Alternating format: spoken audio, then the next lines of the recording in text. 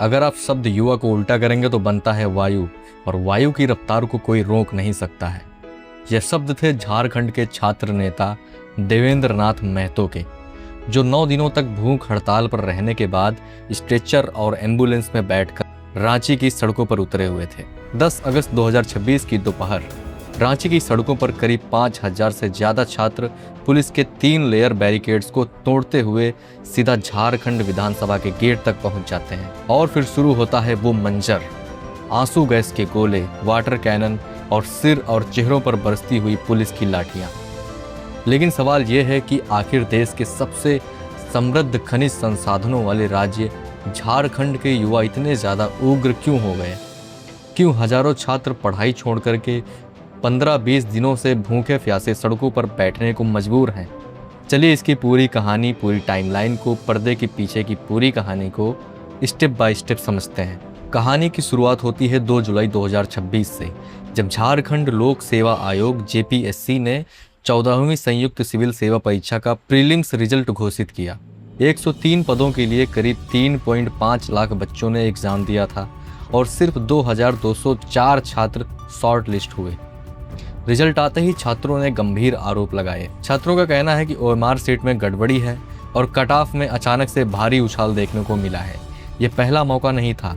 JSSC CGL से लेकर शिक्षक बहाली तक पिछले कुछ सालों से झारखंड के अभ्यर्थी लगातार धांधली और पेपर रद्द होने का दंश झेल रहे थे। 25 जुलाई 2026 को छात्रों ने JPSC JSSC रिफॉर्म मंच के बैनर तले रांची के ऐतिहासिक जयपाल सिंह मुंडा स्टेडियम में अनिश्चितकालीन धरना शुरू कर दिया। देखते ही देखते ये आंदोलन सिर्फ परीक्षा रद्द कराने का नहीं, बल्कि सिस्टम के खिलाफ युवाओं का एक जन आंदोलन बन गया। जैसे जैसे दिन बीते स्टेडियम में भीड़ बढ़ने लगी। 6 छात्र अनिश्चितकालीन भूख हड़ताल यानी कि हंगर स्ट्राइक पर बैठ गए। जब 8-9 दिन बीत गए तो छात्र नेताओं की तबीयत अचानक बिगड़ने लगी। देवेंद्र नाथ महतो का ब्लड शुगर लेवल गिरकर खतरनाक स्तर पर पहुंच गया और उनका 10 किलो से ज्यादा वजन घट गया। सरकार पर प्रेशर बढ़ने लगा। इसके बाद 7 से 8 अगस्त को सरकार और छात्रों के प्रतिनिधि के बीच वार्ता के 2 राउंड हुए। दोनों दौर की बातचीत में कोई नतीजा नहीं निकला।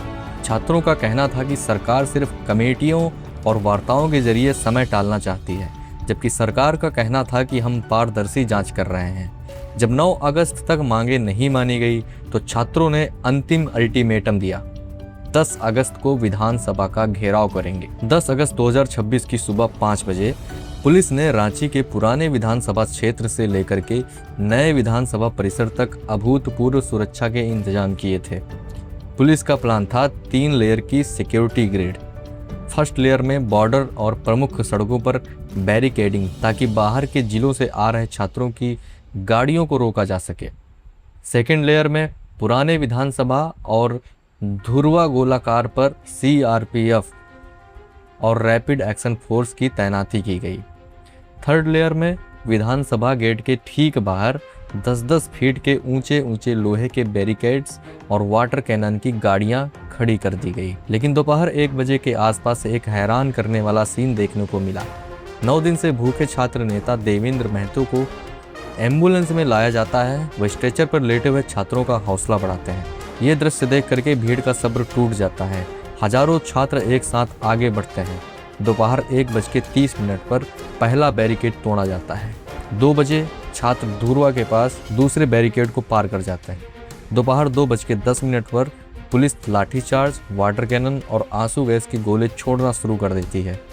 कई छात्रों के सिर फूटे, हाथ पैर टूटे। पुलिस का कहना था कि भीड़ हिंसक हो रही थी और बैरिकेड्स तोड़कर प्रतिबंधित क्षेत्रों में घुस रही थी, इसलिए बल प्रयोग करना बहुत ही ज़्यादा जरूरी था। वहीं छात्रों का आरोप था कि शांतिपूर्ण मार्च पर पुलिस ने बर्बरता से लाठियां बरसाई हैं, यहाँ तक कि नियम के खिलाफ कमर के ऊपर, चेहरे और सिर पर भी वार किए गए। अब यहाँ पर रुककर एक निष्पक्ष विश्लेषण करते हैं। झारखंड में एक सामान्य परिवार का बच्चा सालों साल रांची, पटना और मुखर्जी नगर के लॉज में एक कमरे में रहकर तैयारी करता है। माता पिता खेत बेचकर या फिर कर्जा लेकर कोचिंग की फीस भरते हैं। जब 4-5 साल में एक वैकेंसी आती है और परीक्षा के दिन पता चलता है कि पेपर लीक पहले ही हो चुका था, तो उस छात्र पर क्या बीतती होगी। UPSC जैसी संस्था बिना किसी लीक के हर साल देश की सबसे कठिन परीक्षा सफलतापूर्वक करा सकती हैं, तो फिर राज्य लोक सेवा आयोग स्टेट पीसीएस में बार बार पेपर लीक क्यों होते हैं?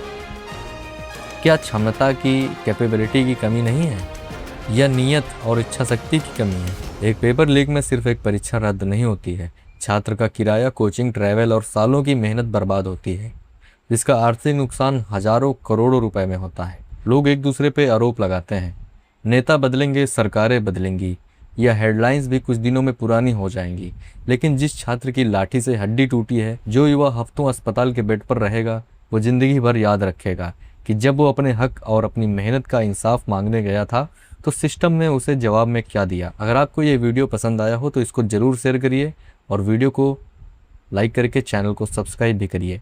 मिलते हैं आपसे किसी और वीडियो में, तब तक के लिए गुड बाय, अपना ध्यान रखिए, जय हिंद।